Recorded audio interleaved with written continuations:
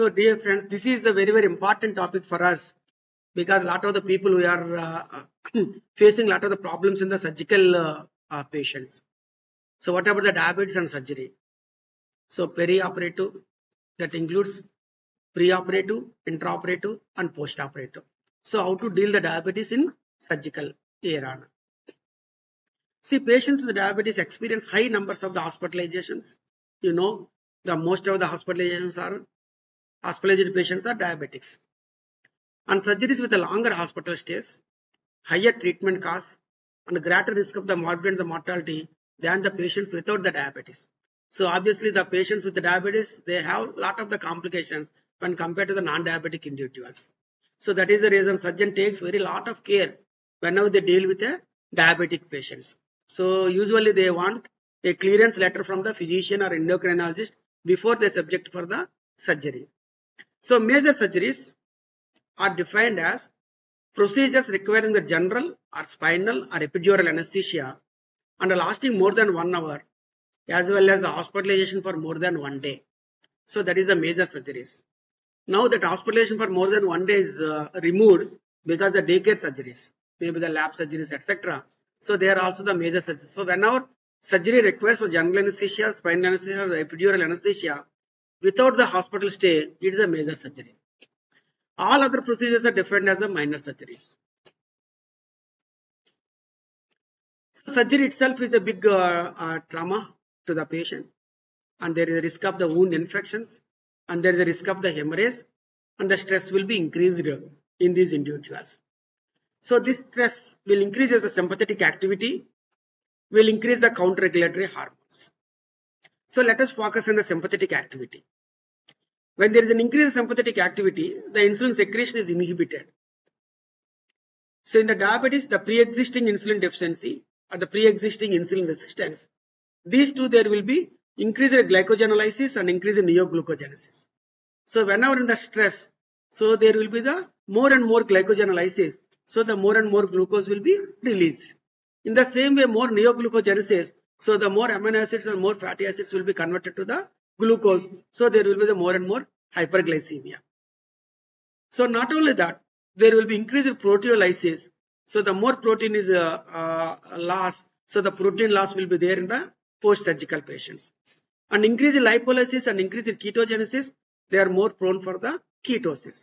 So the diabetic ketoacidosis is a very common complication in the intraoperative or post-operative people where the blood sugars are very high. So there will be increased blood sugars, there will be the protein loss, and there will be increased free fatty acids and the ketosis. When there is an increase in counter-regulatory hormones like your glucagon or your cortisol or adrenaline or noradrenaline, so these are the catecholamines and the steroids, there will be insulin sensitivity will be reduced. So once the insulin sensitivity is reduced, there will be more and more hyperglycemia. So because of this hyperglycemia, again you will have all these things. So that's how the surgery will make the patient, a diabetic patient, more blood sugars, more protein loss, more free fatty acids, more acidosis, and then the more complications. What about an anesthesia? See, surgery induces a stress response, resulting in an outpouring of these hormones to a variable extent.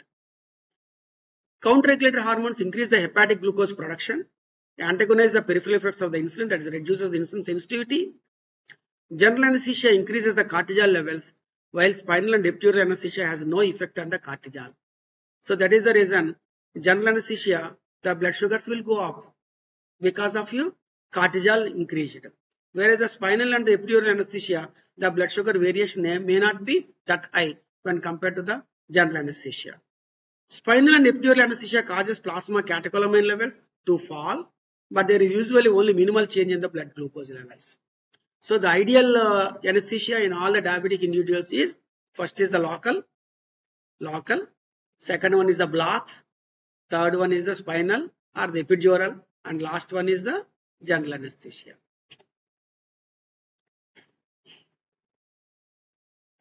So the neuropathy, see, autonomic neuropathy causes the delayed gastric emptying so that the stomach may still contain the food or the liquid after 4 to 6 hours passed prior to the anesthesia.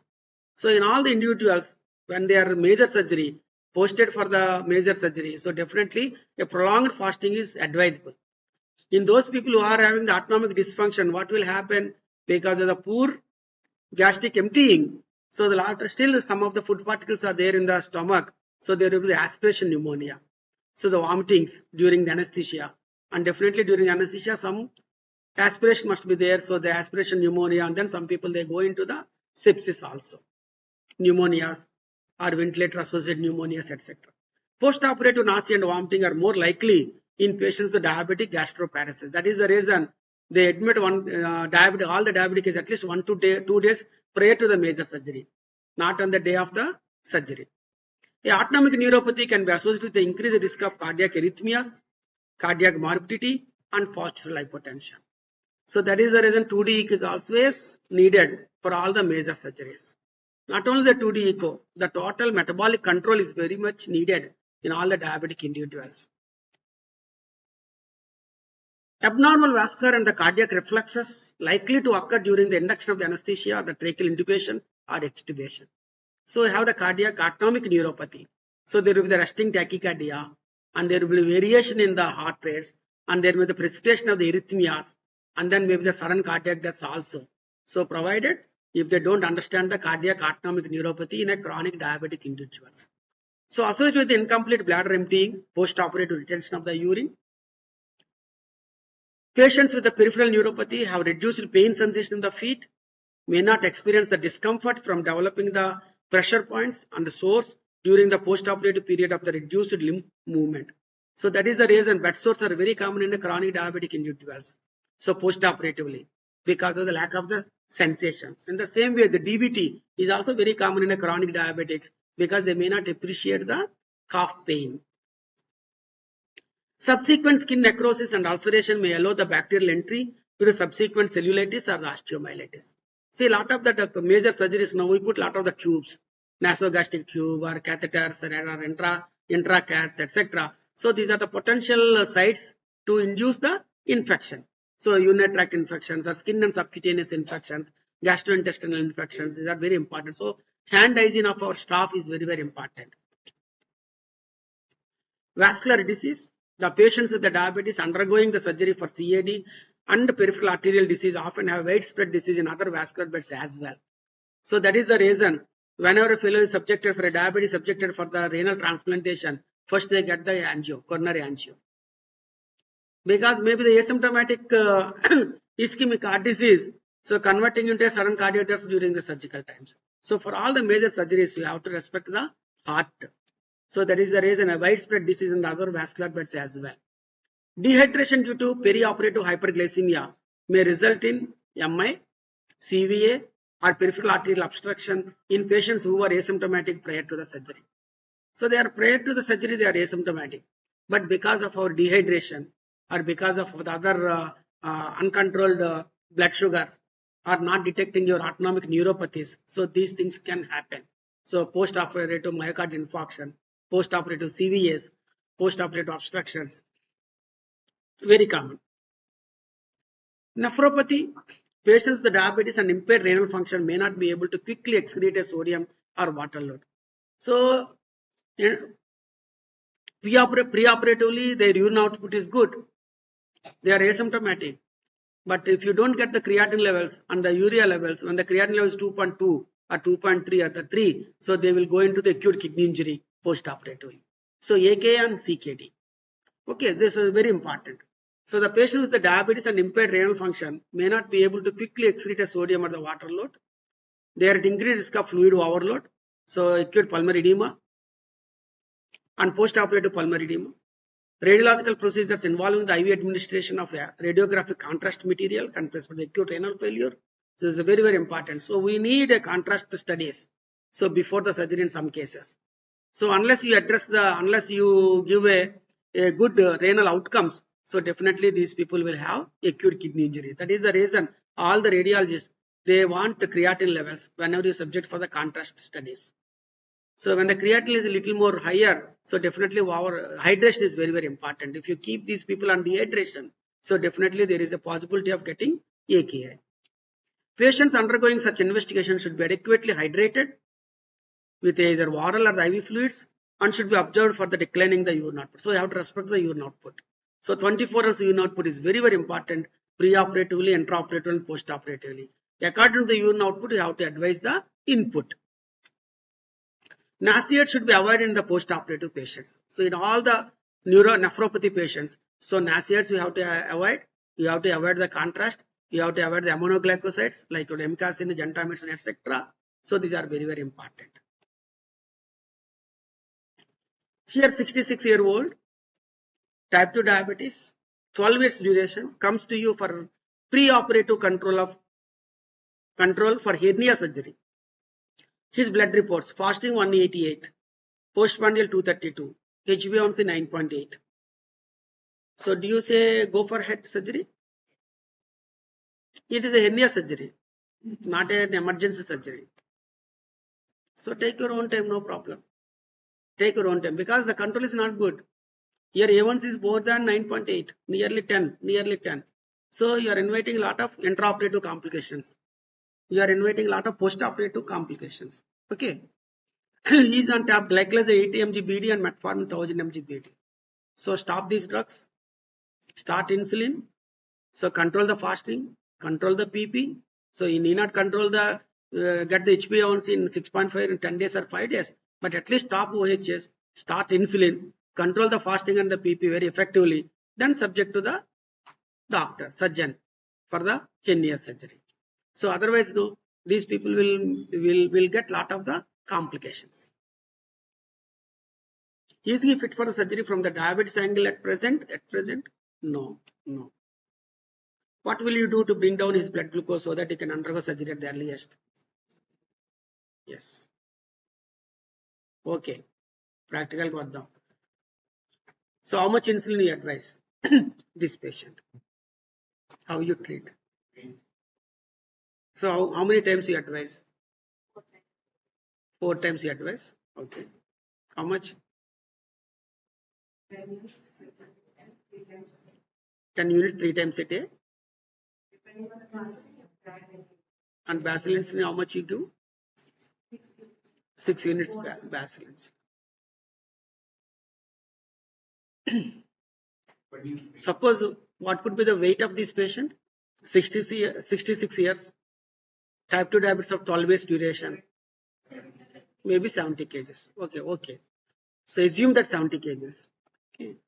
So what is your dose of insulin as per the kg body weight is concerned? 0.5 to 1. Okay.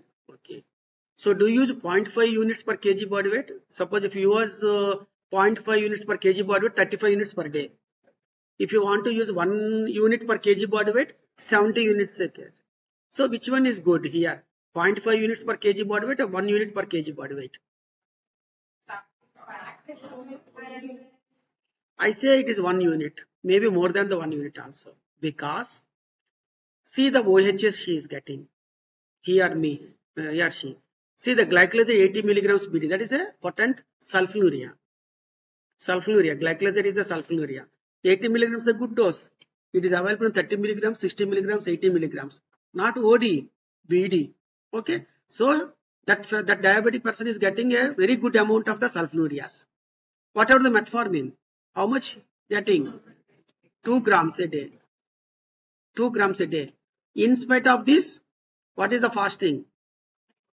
What is the postprandial? What is the HbA1c? So that is the take home points. So that's how we have to assess the patient's diabetic status.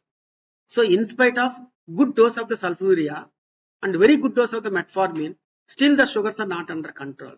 Now tell me, what is the dose of the insulin here? Is it 0.5 units or 1 unit per kg body weight? That is better. So start with at least one unit per kg, but I say more than 1 unit is needed for her. That is different story. But the initiation, you go for 1 unit per kg body weight. Suppose 70 kgs. So how much insulin you have to use? 70 units per day. Now you divide 3 regular shots and 1 basal insulin. Usually basal insulin about 40% and 60% is your regular insulin. Okay. So 70 units, 40% means how much?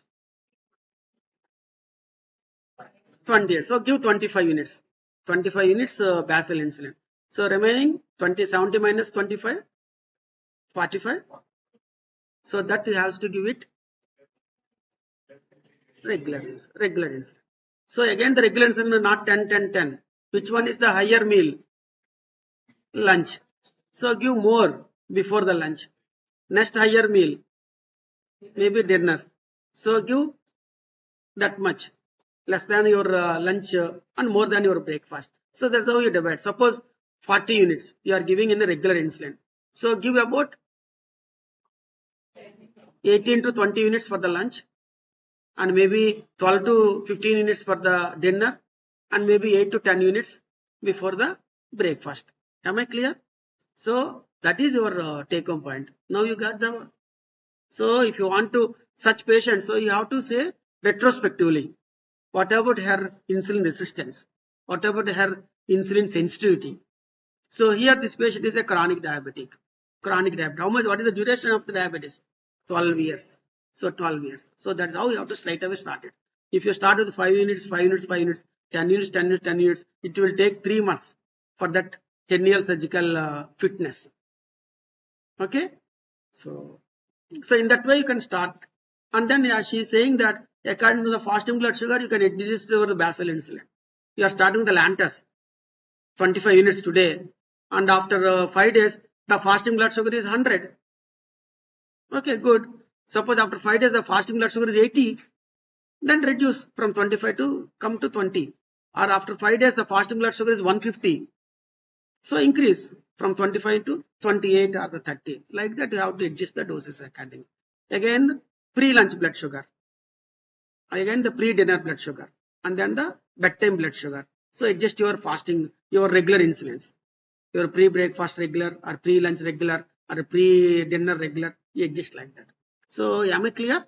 So that's how you deal this patient and make this particular patient as euglycemic as possible, as quick as possible, and then hand over to the surgeon for the proper intraoperative care. Okay, another case, 64-year-old male undergoing treatment for type 2 diabetes for the past 20 years.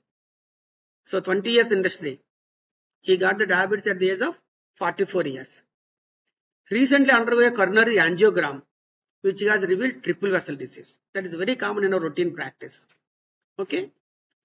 Advised CABG, blood pressure 130/88, chest X-ray is within the normal limits. ECG shows extensive anterval ischemia. Fasting 156, PP 228, A1C 8.2%. Urea creatinine electrolytes are within the normal limits in spite of 20 years of the diabetic life. Okay, good. Kidney function is good. Current medications, glibenclamide 10 milligrams per day. Glibenclamide is your age-old Dianyl. Metformin 1000 milligrams a day. Acarbose 50 milligrams TDS. So before breakfast, before lunch, before dinner, getting acarbose. Aspirin 150 milligrams a day. Atorvastatin 20 milligrams per day. Telmisartan 40 milligrams per day. Okay. So telmisartan is an ARB. Atorvastatin and aspirin for your antiplatelet agents and statins. So this is for your vascular part, your CABG part, or your triple vessel disease part.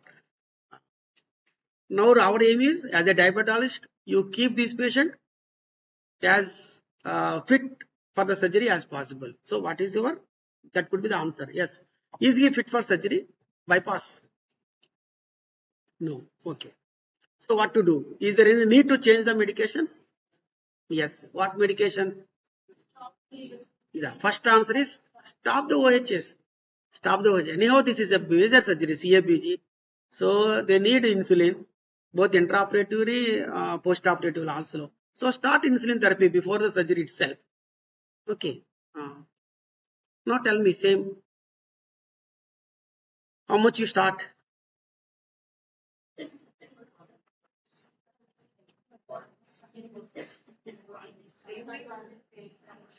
Suppose again 70 kgs.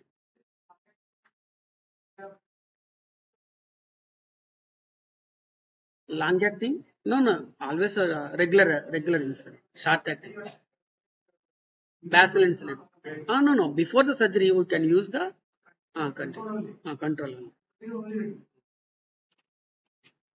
After surgery in the hospital, we get the fourth hourly or fifth hourly or sixth hourly blood sugars and give only regular insulin. Okay, YRK. Suppose 70 kgs, same patient. Okay, 70 kgs. Now, how to initiate the insulin? How much you initiate? So, with the 0.5 units or 1 unit? 0.5. 0.5 is not right. 1 is also not right. No, between 0.5 and 1. Here, see the postprandial.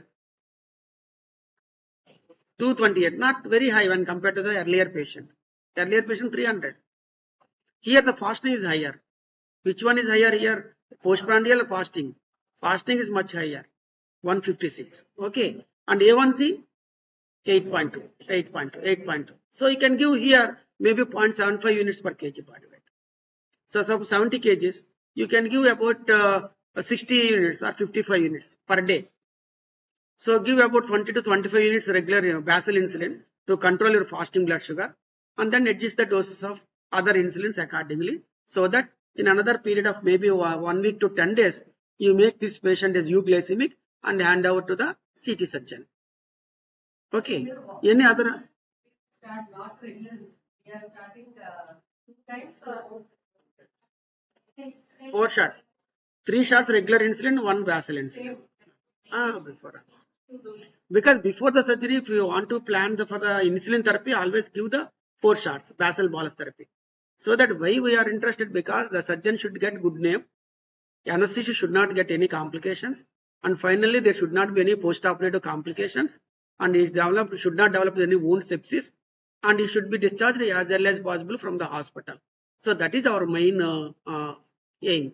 So in that way, why should you have surgery after some months or something? Time also you're going to start like this? No, if you have that time, if the patient is not interested for the 4 shots a day, you can start with the 2 shots also with the mixed starts. Morning 1 mixed start, night 1 mixed start. That is how. But usually when the patient gets after the angiogram, he knows that he is having triple vessel disease, and he knows that he is the fit. He is supposed to go for the CABG, and always there should be some hurry from the patient point of view, because you can't escape the CABG in this patient. Without CABG, definitely the person is going to die. So we are also hurry in this patient. So you tell the anyhow he has to get over the CABG. Why should you wait for 3 months or 2 months? So that is the reason. Even though the patient asks 2 months or 3 months, then we have to tell the leading. We have to ask the leading questions. So what will you gain if you postpone that surgery? You know the surgery is inevitable. They have to get the surgery. So earlier the better.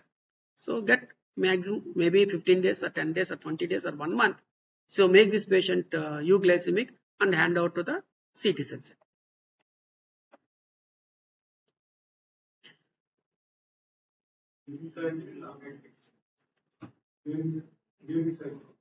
During surgery or regular insulin? In the hospital setting or in the surgical setting, no role of long-acting insulins, only short-acting insulin, because don't invite the hypoglycemia. If you use the long-acting insulins, the person may get the hypoglycemia, and hypoglycemia also will be prolonged. Suppose if the person gets the short-acting insulin, so the insulin acts for about 3 to 4 hours only. So even though he gets the hypoglycemia, it's a short-lived hypoglycemia. Preoperative evaluation of the patient with the diabetes. History. Assess for the symptoms of the neurogenic, cardiac, retinal, renal, and the peripheral arterial disease. So you have to see, even though the patient is asymptomatic, so whenever you subject for the surgery, so you have to think of both the microvascular and the macrovascular complications. Family history of the diabetes, nutritional status, eating pattern, weight history, previous or the current infection, use of alcohol and tobacco. So these are all very important. History has to take it. Other endocrine disorders. Some people might be having the thyroid also, hypothyroidism or hyperthyroidism. Okay. And history of the acute hypoglycemia or history of any DKA. Because if the patient is having a recurrent history of the DKA, So again, he is a potential candidate to get the DKA during this surgical time also. So that is the reason we have to ask this DKA history also. Type and duration of the diabetes, current treatment regimens along with the diet and results of the glucose monitoring. And the physical examination, examine the patient from top to the bottom, get the BP done, see the feet, see the skin about the insulin and injection sites, thyroid palpation, cardiac examination, resting tachycardia to rule out the cardiac autonomic neuropathy, orthostatic hypotension, angiogram, airway, neurologic and abdominal examination, ultrasound abdomen, chest x-ray, ECG, 2D echo, retina examination, your liver profile, renal profile, thyroid profile. So these are very, very important. And also very important is a complete urine examination, urine ketone bodies. So some people know they looks like asymptomatic, but if you see the ketone bodies, maybe 1+. So you need not admit the patient, but that clearly shows that this patient is having more and more lipolysis, more ketosis prone. So that is the time again you have to switch out to the OHS to the insulin. Otherwise, this patient in the next 3 days or 4 days will go into DKA because already giving a history of DKA. So in all the people with the history of DKA, so please get the urine examination, not for your sugar, for ketone bodies. Ketone bodies. Because urine sugar, nothing to do. Now it is obsolete because we treat only blood sugars, not the urine sugars. But urine we are interested to know the ketone bodies, to know the pus cells, okay, to know the CAS, to know the blood, to know the protein. So these are very important. So protein for nephropathy, pus cells to rule out the urinary tract infections, any CAS to rule out any CKD. So that is how the complete urine examination will help us. Baseline assessment, your electrolytes, creatine, HbA1c, blood glucose, comorbidities, optimize whether wherever required with the help of a multidisciplinary team. That is the history, physical examination and investigations. Pre-operative evaluation. American Diabetic Association recommends that patients posted for the elective surgery should have a reasonable perioperative glycemic control. So that is defined as the blood glucose levels between 80 and 180. Okay. So fasting around 100, postprandial around 150. So around 100 means maybe 80 to 110. Around 150 means maybe 140 to 180. So you remember 100 and 150 in all the perioperative period, intraoperative, preoperative periods. Okay. Non-emergency procedures should not be carried out if the patient has evidence of hyperglycemic crisis or if the blood glucose levels are above 400 to 500. If glycemic control is unsatisfactory, it is better to admit the patient 2 to 3 days prior to the elective surgery so as to stabilize the glucose levels. That is what we do. Most of the surgeons, they do that. So most the surgical diabetic patients, they get admitted 1 to 2 days earlier to the surgery. As I told you, the minor surgery and the major surgery. In the minor surgery, present treatment, diet alone, diabetes control, well controlled, change of the treatment, no change, indicated if the patient able to eat and drink normally. That is the minor surgeries. For the major surgeries, so present treatment is OAD, diabetes control well controlled. So the patient is on OAD, but the fasting is 110 or postprandial is 150, A1C is 6.5. So change of the treatment. No change indicated if the patient can eat and drink normally for the minor surgeries. Okay. Monitor the blood glucose perioperatively and if above 200 persistently, start the insulin. But we are interested in these surgeries, major surgeries. Okay. So present treatment, OAD. Diabetes is well controlled. Change of the treatment for the major surgeries. Avoid the long-acting OADs like your sulfonylureas. Okay. Monitor the sugars perioperatively and supplement the insulin if needed. Restart the OAD when the oral diet is resumed. Any surgery, present treatment OAD, diabetes control uncontrolled, so we need the insulin perioperatively. So most of our patients will fall into first one or second one. So what is your change of treatment? So that is the take home point. Okay.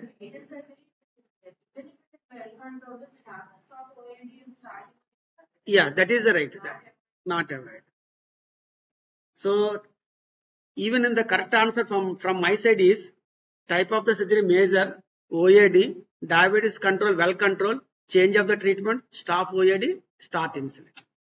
Okay, so here any surgery, present treatment OAD, uncontrolled, again the insulin. So for all the major surgeries, for any surgeries, whether the OAD is well controlled or uncontrolled, so the best one is always change over to the insulin. It's only maybe is a matter of only 5 days or 1 week or 10 days treatment. But you can control the blood sugars very effectively, very effectively. So without his knowledge. Yes, this is the most important slide. Please concentrate here. It is a preoperative adjustment of the anti-diabetic agents. So the patient is on secretagogues. Secretagogues means your sulfonylureas, your glibenclamide, glipizide, etc. Day before the surgery, take it. Day of surgery, posted in the morning, hold the morning dose. Day of the surgery, posted in the afternoon, hold both the dosages. So that means when the patient is on the sulfonylureas, on the day of the surgery, don't give the sulfonylureas. On the day of the surgery, okay? SGLT inhibitors, again, hold on the day of the surgery, posted in the morning. In the evening, if they posted, hold until evening, until eating and drinking normally. So again, hold it, don't take it on the day of the surgery. Both the sulfonylureas and the SGLT inhibitors. Thiazolidinediones, that is your pioglitazone. Okay, on the day of the surgery, you can take. On the day of the surgery, posted in the afternoon, they hold it. Metformin, take with care. Okay, avoid. If procedure with IV contrast or they are the planned, especially if the GFR is less than 45. Usually I say for metformin also no, because metformin will cause a lot of the gastritis. Metformin will increases the hypoxic conditions. And if the patient is in hypoxia, metformin will precipitate the metabolic acidosis or lactic acidosis. So that is the reason my point is don't give the metformin even on the day of the surgery also. DP4 inhibitors, take. That means DP4 inhibitors are your sitagliptin, okay, your linagliptin, etc. They are the very safe. Alpha glucosidase inhibitors, omit the morning dose. Alpha glucosidase inhibitors, what is the action of the alpha glucose inhibitors? Glucose absorption inhibitors. So when the patient is eating, you can give it. When the patient is on fasting, you need not give it. GLP-1 receptor agonists, so they are in the parenteral form. Now the oral form is available in India, that is a semaglutide, that you can take it. So the take-home point from here is almost all the OHS has to be stopped on the day of the surgery, even though the control is good. So change over to the insulin only. But only one drug you can give it is the DP4 inhibitors. Preoperative insulin dosing. So once daily. Day prior to the admission, no dose change. Minor surgery, no dose change. Afternoon surgery, no dose change. Once daily, morning and the evening. So usually it's a very clumsy slide. So the take-home point here is most of the times all the surgeons, they post the surgery cases as the first case in the morning times only. So that is the reason in the morning insulin should not be given. So hand over to the anesthetist saying that the fasting blood sugar is say 100 or 110 or 120 like that. So the anesthetist will check the blood sugar intraoperatively, and if the blood sugar is more than 180, and give about 4 units or the 5 units of the blood sugar. Suppose if the blood sugar is between 80 to 180, even during the surgery also you need not give the insulin. So once the blood sugar is more than the 180, so definitely there is a role for insulin. So that is how we have to treat it.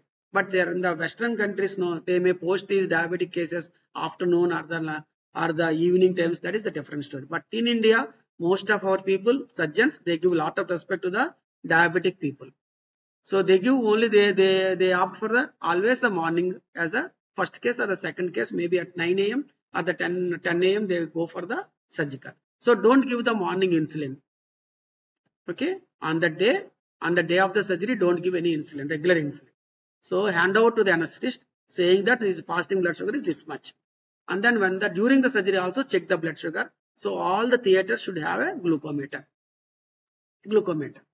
And then once the blood sugar is 200 or 220 during the general anesthesia, because the stress and the strain, so the blood sugars may go up. Then they give 5 units, or 6 units, 10 units, depending on the weight of the patient and the past history of the diabetes and the chronic comorbids, etc. So in that way, you can adjust the dosages. But one thing is very clear that in most of the elective surgeries, if you control the blood sugars very effectively before the surgery, the outcome will be very, very good. Don't be hurry to post the cases in all the diabetic individuals. Take your own time for the control, and then only you subject for the surgical interventions. They're making basil in the night time. That can be given. That can be Basilins. Even then, the Basil insulin won't cause any hypoglycemia at all. The hypoglycemia will be caused by the regular insulins. Basil insulin will not cause any massive hypoglycemia, but hypoglycemia will be caused by the regular insulin. Then in that way you can reduce the dose of the Basil insulin, but you cannot stop it. Suppose regularly the patient you are giving 20 units, but tomorrow is the surgery. So today you can give the 15 units or the 16 units or the 10 units, but don't stop it. Otherwise, if you start the Basil insulin, morning fasting blood sugar will be very high, and then there will be the intraoperative hyperglycemia. Night we actually preoperative the 8 hours fasting is enough, so we can take that night OHS or that also. That also you have to start. No OHS at least 1 day prior to the surgery.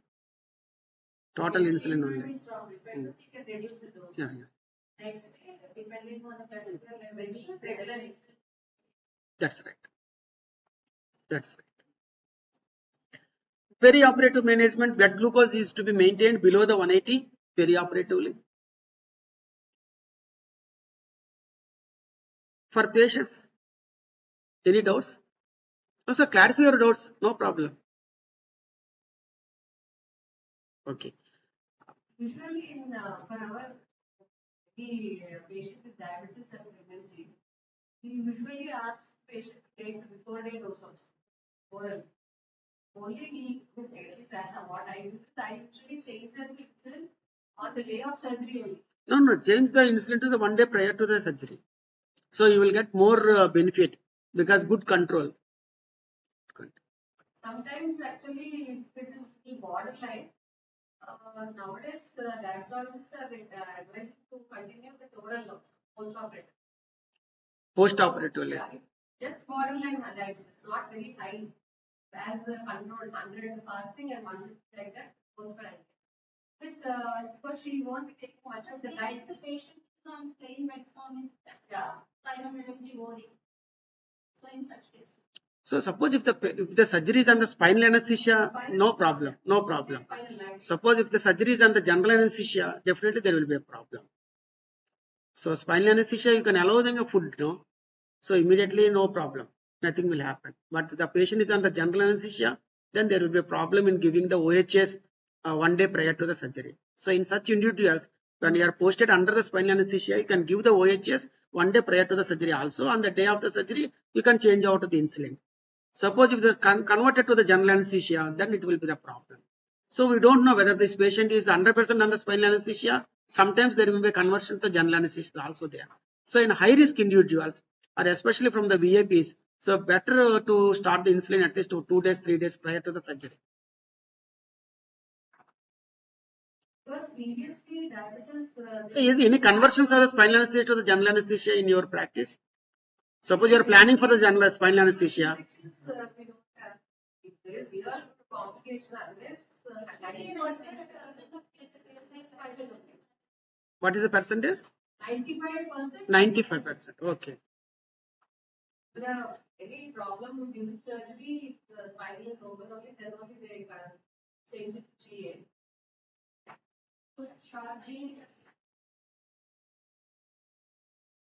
So those are the patients who will give you the problems. intraoperatively and post-operatively as per the diabetes point of view is concerned. We are changing final case. Immediately we can get a glucose level done and start the regular insulin. Yes. Yes. Whenever the intraoperative also you have to check the blood sugar once. Suppose there is some complication in the surgery and we have to change it from spinal to TA. And during that time, we are really predicting she's a diabetic patient. Like you are predicting that she might have changes in the glucose level. Immediately you can because the monitoring and you can give the regular insulin. Regular insulin. Regular.